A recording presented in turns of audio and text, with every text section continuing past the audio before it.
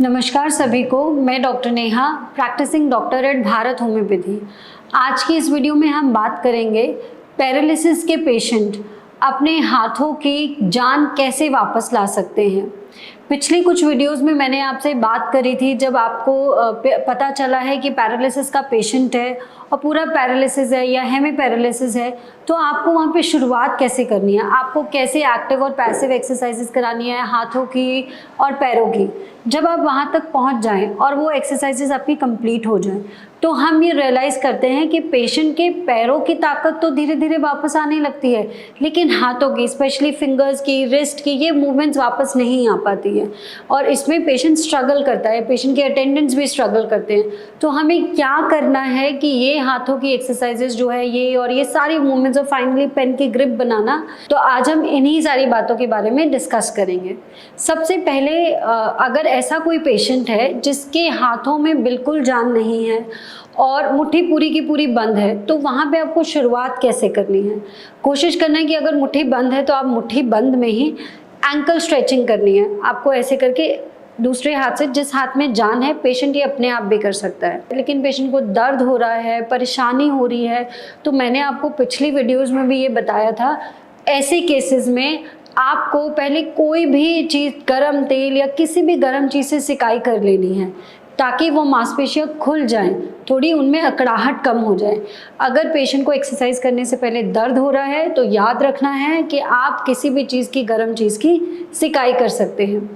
अब अगर मुट्ठी बंद है तो आप ऐसे करके 10 सेकेंड्स आप ऐसे एक्सरसाइज करेंगे जो आपका हाथ सही है उससे, फिर आप वापस ले आएंगे, फिर आपको धीरे धीरे ऐसे स्ट्रेचिंग एक्सरसाइज करनी है, फिर आप वापस ले आएंगे। अब मुट्ठी खोलने के लिए आपको क्या करना है, मुट्ठी खोलने के लिए दूसरे हाथ का सहारा लेना है। मुट्ठी बंद है, इस तरीके से आपको सहारा लेना है, कोशिश करनी है, दिन भर दिन आपकी फाइनली कोशिश कामयाब हो जाएगी। जब ऐसे आपका हैंड जो है नमस्ते फॉर्म में आ जाएगा तो आपको ऐसे इसको स्ट्रेच करना है, फिर आप उसको नॉर्मल पोजीशन पे ले आएंगे और ऐसे स्ट्रेच करना है। ये स्ट्रेचिंग एक्सरसाइजेस बहुत ज़रूरी है। आप दिन भर में 2 से 3 बार इस एक्सरसाइज को ज़रूर करना है और एक बार में इस तरीके की स्ट्रेचिंग में 10 सेकेंड से ज़्यादा कुछ होगा नहीं। कोशिश करो कि एक स्ट्रेचिंग आप 20 सेकेंड 30 सेकेंड तक करके रखो और इवेंचुअली धीरे धीरे एक स्ट्रेचिंग आपकी 60 सेकेंड्स होनी चाहिए। इस एक्सरसाइज के बाद हम क्या एक्सरसाइज करेंगे, अब आपकी मुट्ठी खुल गई, सपोर्ट मिल गया। अब उसके बाद आपको, जो आपका हाथ सही है, जब आपका हैंड ऐसे सीधा हो जाए, उसके बाद आपको दूसरे हाथ से पूरी सस्टेन स्ट्रेचिंग करनी है। पूरा 1 मिनट तक ऐसे स्ट्रेच करके रखना है और पूरा छोड़ देना है वापस। फिर से ऐसे स्ट्रेच करना है, 1 मिनट तक रखना है और फिर आपको ऐसे छोड़ देना है। ये एक्सरसाइज करनी है। अब बात करें हम उंगलियों की। उंगलियों की एक्सरसाइजेस बहुत ज़रूरी है। अगर आप उंगलियों की एक्सरसाइज करेंगे और सही समय पर शुरू करेंगे, टेक्निक सही लगाएंगे, तो आप फाइनली इवेंचुअली कलम पकड़ना सीख जाएंगे और लिखना भी सीख जाएंगे। तो आपको फिंगर्स आप या तो किसी टेबल सरफेस पे रख सकते हो और टेबल सरफेस में भी याद रखना है, जितना ज़्यादा आप एल्बो को सपोर्ट करो उतना अच्छा रहेगा। हाथ को ऐसे रखना है, फिंगर्स को ऐसे पूरा खोलना है और फिंगर्स को ऐसे बंद करना है। इसे हम एबडक्शन और एडक्शन एक्सरसाइज बोलते हैं। ये हुआ एबडक्शन और ये हुआ एडक्शन, ऐसे करना है। जब आप ये एक्सरसाइज धीरे धीरे सक्सेसफुली कर पाएँ तो सेकंड स्टेप पे जाना है। सेकंड स्टेप में क्या करना है, आपको ये जो अपना हैंड है ये टेबल पे रखना है और एक एक फिंगर लिफ्ट करनी है। सबसे पहले थंब लिफ्ट करेंगे, फिर वन फिंगर लिफ्ट करेंगे, फिर दूसरी फिंगर लिफ्ट करेंगे, फिर तीसरी फिंगर लिफ्ट करेंगे, फिर 5th फिंगर लिफ्ट करेंगे। ऐसे करके धीरे धीरे करके आपको सारी अपनी फिंगर्स को लिफ्ट करना है। एक फिंगर लिफ्ट किया, दूसरी फिंगर लिफ्ट किया, फिर ऐसे करके ये सारी फिंगर्स आपको लिफ्ट करनी है। जब आप लास्ट 2 फिंगर्स करेंगे तो पेशेंट को सबसे ज़्यादा स्ट्रगल फील होगा, क्योंकि हम नॉर्मल लोग भी इतने अच्छे से नहीं कर पाते हैं और वो तो पैरालिसिस के पेशेंट हैं। पर कोशिश करना है सारी फिंगर्स को ऐसे लिफ्ट करना है और फिर एक बार सारी फिंगर्स ऐसे ऐसे करके धीरे धीरे लिफ्ट करनी है। ये आपको एक्सरसाइज आगे काम आएगी, छोटे छोटे फाइन वर्क्स में काम आएगी, जैसे पेन को पकड़ना या किसी भी चीज़ को होल्ड करना, ग्रिपिंग में आपको बड़ा हेल्प मिलेगा। अब आगे की एक्सरसाइज के बारे में हम बात करें तो आपको, जैसे हम बाय बाय करते हैं ना, उसी एक्टिविटी को वापस लाने के लिए एक एक्सरसाइज होती है। आपको अपने एल्बो को सपोर्ट करके रखना है, हैंड ऐसे करना है और ऐसे वेव करना है, ऐसे वेव करना है, ऐसे। अगर पेशेंट ये पूरी एक्सरसाइज अपने आप नहीं कर पा रहा है तो आप यहाँ से भी सपोर्ट दे सकते हैं। जब कमज़ोरी होती है तो आप यहाँ से सपोर्ट देंगे, हो सकता है काम ना चले शुरुआत में तो आप आगे चल के यहाँ से सपोर्ट दे सकते हैं। वेव फॉर्म करना है, ऐसे जैसे हम बाई करते हैं, ऐसे वाली एक्सरसाइज करनी है। कोशिश करना है जितना कम पैसिवली आप पेशेंट को कराएं और पेशेंट के ब्रेन इन्वॉल्वमेंट के साथ पेशेंट खुद कोशिश करे वो एक्सरसाइज करने का, उतना अच्छा रहेगा।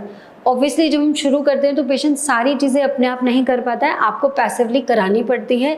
बट जितनी जल्दी आप अपना पैसिव रोल हटा दें और एक्टिवली पेशेंट एक्सरसाइजेस करे, उतनी अच्छी और उतनी सही तरीके से रिकवरी होती है। आगे की एक्सरसाइज के बारे में हम बात करें तो हम करेंगे रिस्ट रोटेशन के बारे में।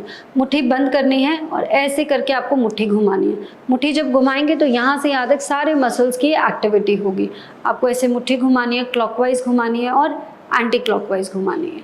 ये जो एक्सरसाइज होती है यहाँ से यहाँ तक की सारी मांसपेशियों पे काम करती है और यहाँ से यहाँ तक सारी मांसपेशियों में जान लेकर आती है। एक और इम्पॉर्टेंट एक्सरसाइजेज है, उसमें हम क्या करते हैं, एक बॉल को लेते हैं। स्क्वीजी बॉल होती है ना, जैसे मार्केट से आपको येलो कलर की स्माइली बॉल मिल जाएगी, जो स्पंज बॉल होती है, उसको हाथ में लेना है और ऐसे बंद करना है और ऐसे खोलना है। अपना ध्यान रखना है कि आपकी नज़रें बॉल के ऊपर हो और आपको ये देखना है कि कितनी टाइटली आप उसको बंद कर पा रहे हो। और फिर क्योंकि जैसे आप प्रेशर रिलीज करोगे स्पंज वापस आएगा तो अपने आप मुट्ठी आपकी खुल जाएगी। फिर दोबारा कोशिश करना है, ऐसे मुट्ठी बंद करनी है, बॉल को स्क्वीज करना है और फिर दोबारा मुट्ठी खोल देनी है। खुल तो अपने आप जाएगी क्योंकि बॉल है, स्पंज है, वो अपने आप अपनी पोजीशन में वापस आएगी। आपको मेहनत कहाँ करनी है, आपको मुट्ठी बंद करने में मेहनत करनी है। ये आपको कम से कम एक बार में 20 रोटेशंस करने हैं और दिन में 3 से 4 बार ये एक्सरसाइज करनी है। जब आप इतना करना सीख जाएंगे तो हम धीरे धीरे नेक्स्ट वीडियो में आपसे बात करेंगे कि अपनी पूरी बाजुओं में, आर्म में कैसे स्ट्रेंथ लेकर आ रही है। ये तो हमने बात करी है कि सिर्फ आपको अपने हैंड्स में कैसे स्ट्रेंथ लानी है, वापस से राइटिंग पे या फाइन वर्क कैसे आप दोबारा से शुरू कर सकते हैं। आगे की वीडियो में हम बात करेंगे कि आप अपनी पूरी बाजू में, आर्म में कैसे स्ट्रेंथ ला सकते हैं। इसके आगे भी आपको कोई कंफ्यूजन है या आप कोई एक्सरसाइज करते हैं और उसके बारे में आप जानकारी लेना चाहते हैं तो आप हमारी टीम से कांटेक्ट कर सकते हैं and we will be there to help you. Thank you.